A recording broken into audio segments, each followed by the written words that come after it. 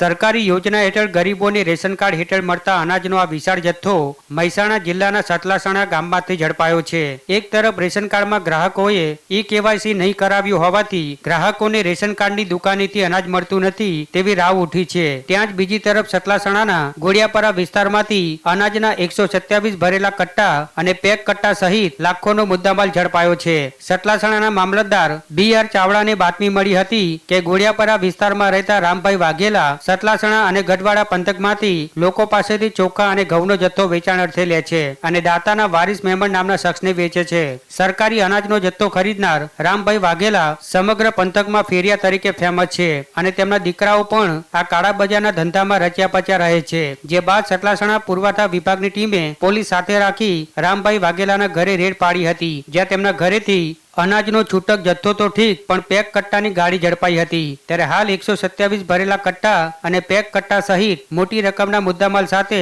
વાહન જપ્ત કરી આગળની કાયદેસરની કાર્યવાહી હાથ ધરવામાં આવી છે।